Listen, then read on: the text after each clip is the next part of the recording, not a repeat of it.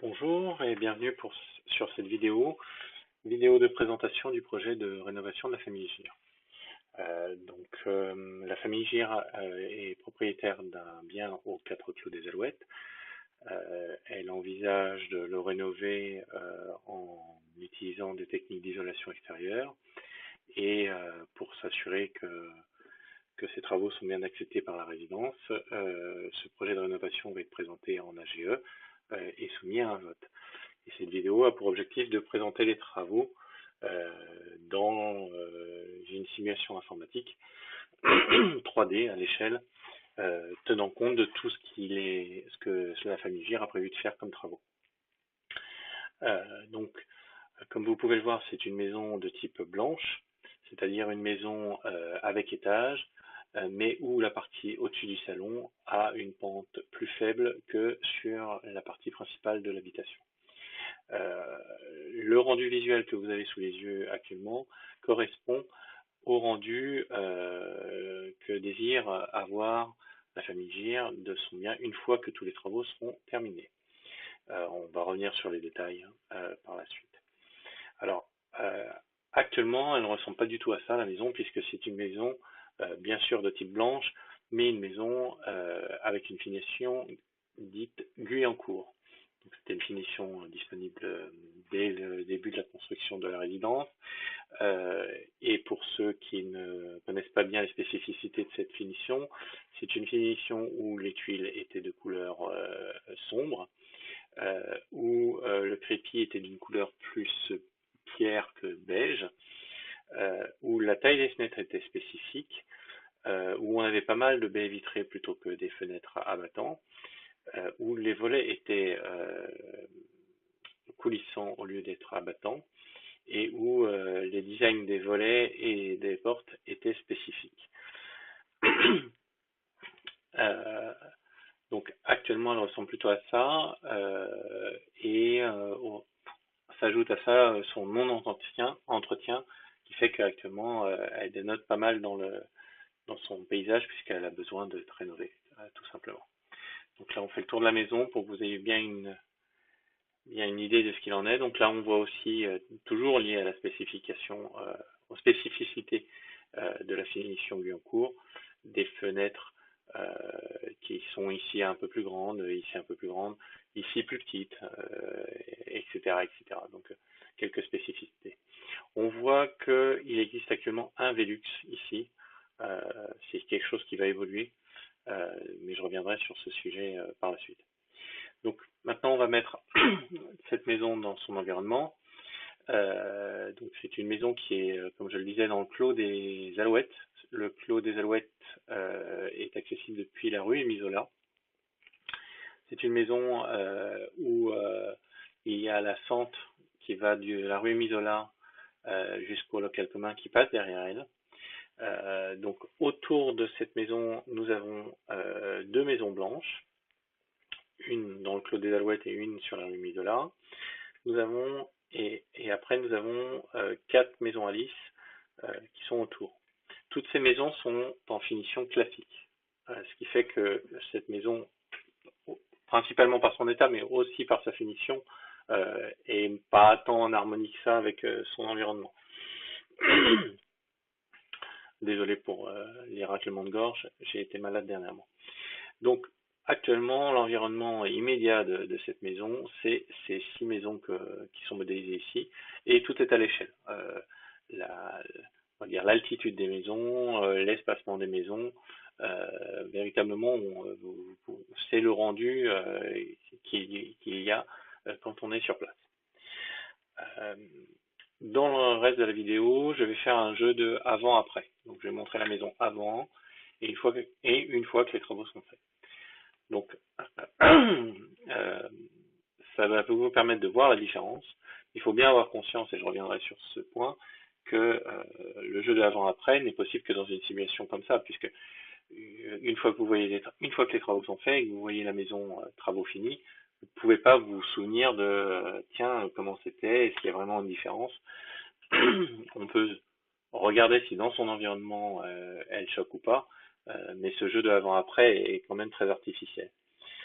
Pour mémoire, donc les travaux qui sont envisagés, c'est une isolation des murs de 16 cm, une isolation de la toiture de 23 cm, une isolation des houtaux de 8 cm, et tout ça va avoir pour effet globalement de faire grossir la maison, principalement en hauteur, en périphérie de 16 cm, globalement, et en hauteur d'environ 30 cm. Donc on verra que par exemple le haut de la cheminée ici, qui est actuellement à 9 mètres de haut, va être à 9 mètres 30 de haut après travaux. Alors 30 cm sur 9 mètres, ça reste quelque chose de raisonnable, mais là vous avez les chiffres, vous avez les données. Donc avant, après. Donc on voit que la façade du houtot s'est un peu avancée, de façon à ce que malgré le rehaussement de toiture, le houtot conserve une dimension similaire à ce qui est actuellement. Donc pour pouvoir réussir ce tour de passe-passe, tout simplement le houtot est avancé. Je vais donner quelques détails de ce type-là, mais il faut avoir conscience qu'il y a beaucoup d'ajustements pour que ça reste harmonieux et que ça ne se voit pas trop. Résultat, je ne vais pas tous les passer en revue pour que ça reste digeste et que la vidéo ne dure pas trop longtemps. Avant,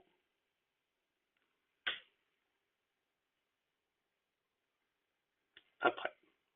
Donc on voit que les usseries deviennent celles de la finition classique, c'est-à-dire abattant, avec des volets abattants et des ouvertures, en tout cas un découpage avec trois vitres, par exemple pour la cuisine.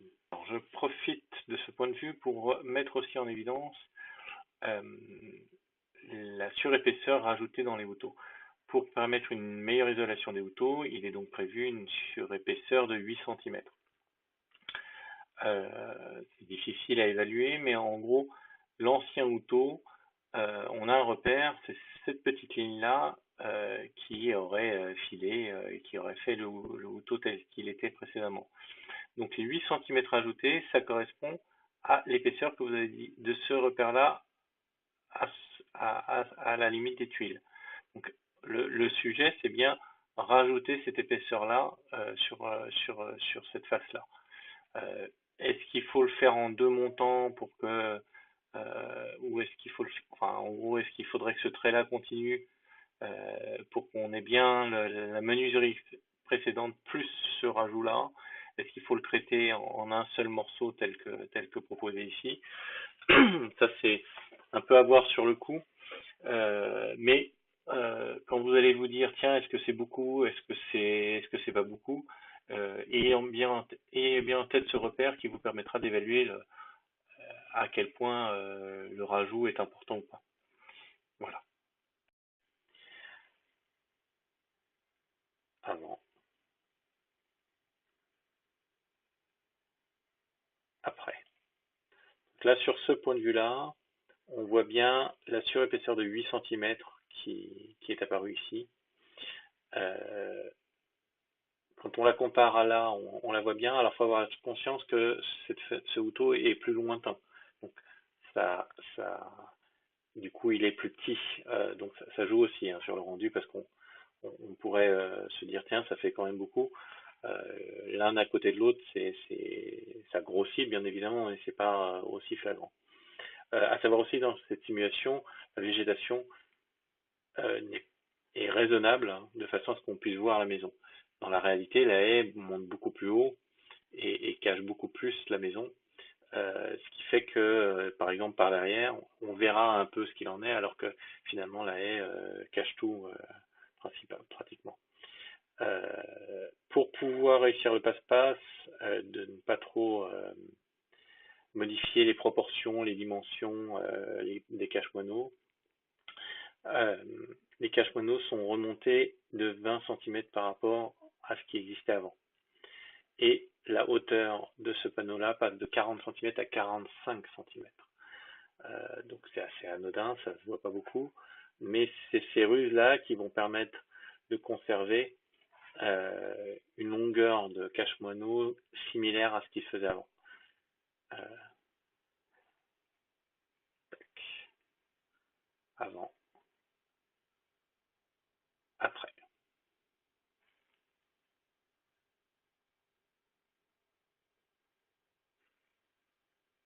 avant,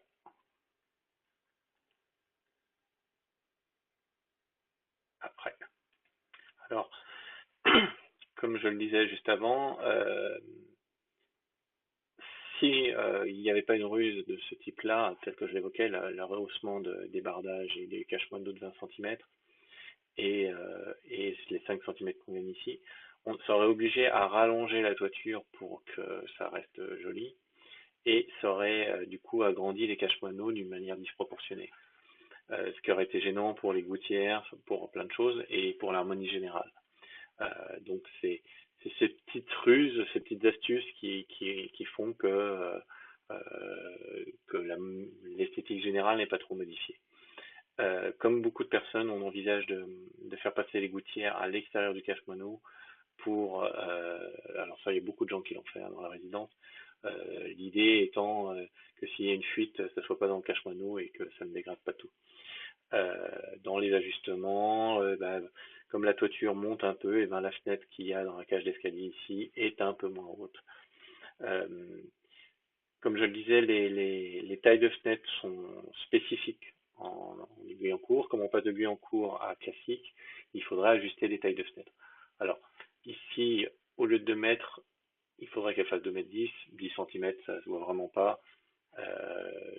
Du coup, l'idée c'est de passer en type classique, mais sans changer la taille de fenêtre. Ici, euh, l'idée est d'agrandir un peu la fenêtre pour que de la rue, ça ne soit pas choquant que la fenêtre soit plus petite, fasse 25 cm de moins. Donc là, on ferait l'effort d'agrandir la fenêtre de façon à ce qu'elle soit vraiment similaire à ce qu'il y a sur les autres maisons. Similaire à par exemple ce qu'il y a ici. Euh, Sur les autres fenêtres, surtout celles qui sont derrière, on a prévu de conserver les dimensions actuelles, mais à savoir que ça ne se voit pas il n'y aura que les habitants de la maison qui le constateront. Euh, Avant, après,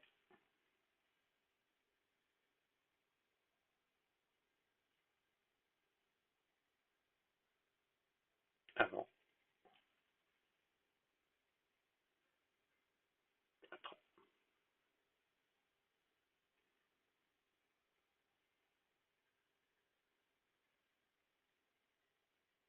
avant, après.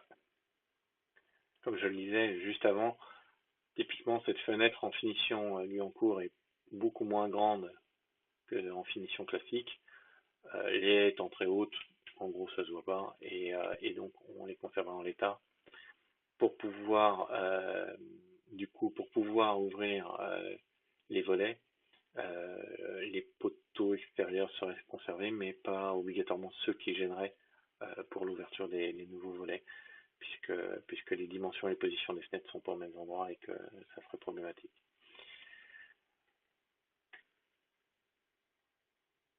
Donc on va continuer le jeu de avant-après, depuis la rue Misola, avant, après.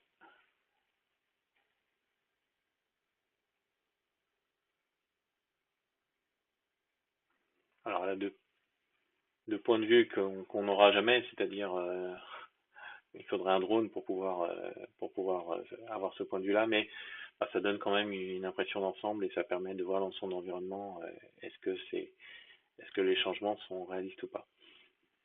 J'ai intégré à ces changements des travaux qu'on envisage, c'est-à-dire de refaire devant la maison, euh, globalement dans quelque chose de très similaire à ce que les voisins ont, parce que c'est quelque chose qu'on trouve plutôt pertinent.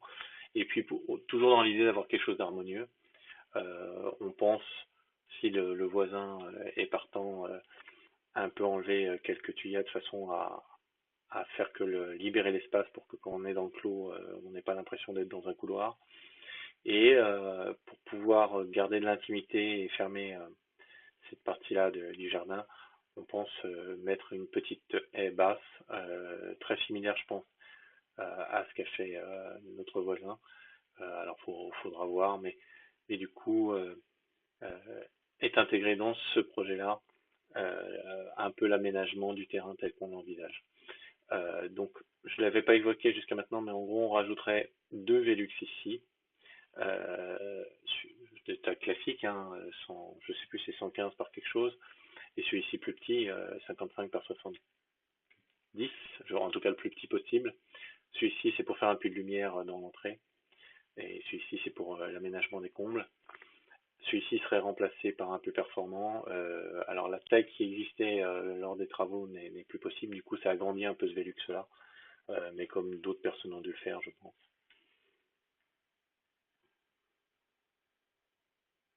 Avant, après, après.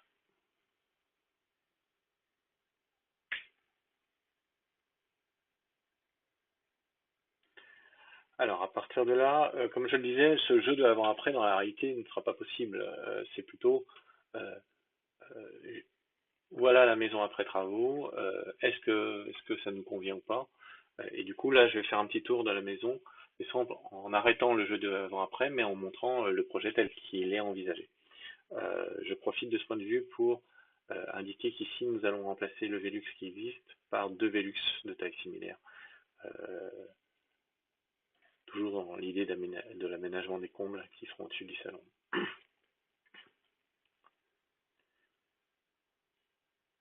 Ce point de vue est intéressant parce qu'il permet de voir ce que ça donne par rapport à une autre maison blanche et par rapport à la maison Alice qui est à côté. Dans la réalité, encore une fois, la végétation est plus importante, mais ça permet de voir si l'ensemble est harmonieux ou pas.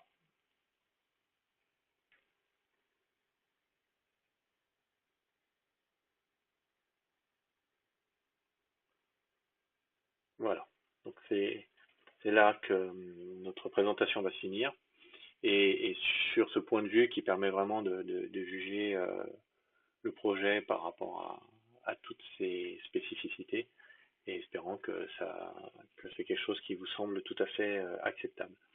Alors, il me vient à l'esprit encore un des détails euh, prévus dans cette rénovation. Euh, En gros, les nouvelles fenêtres seront ramenées vers l'extérieur de façon à ce que le tunnel qui pourrait être, en gros, le cadre là, avec l'isolation extérieure, pourrait être agrandi de manière importante, ce qui changerait l'esthétique. Mais comment on doit changer les fenêtres? On mettrait les fenêtres à la limite de la maçonnerie existante actuellement, ce qui fait que les rebords de fenêtres seraient assez similaires à ce qu'on a actuellement. Euh, Au lieu de 20 cm, de manière réaliste, ils feront 16 à 18 cm. Donc quelque chose de très similaire à ce qu'on avait actuellement. Nous, en revanche, à l'intérieur, bah, nous allons passer de fenêtres qui n'avaient pas de rebord à des fenêtres qui auront un rebord, mais là, c'est notre choix personnel, puisqu'on parle là de l'aménagement intérieur. Voilà. Eh bien, merci pour votre attention, et si vous avez des questions complémentaires, il y aura sûrement des réunions d'information euh, qui seront organisées, et puis sinon, bien sûr, en AGE, vous pourrez me poser toutes les questions complémentaires que vous avez. Bonne journée, au revoir, merci.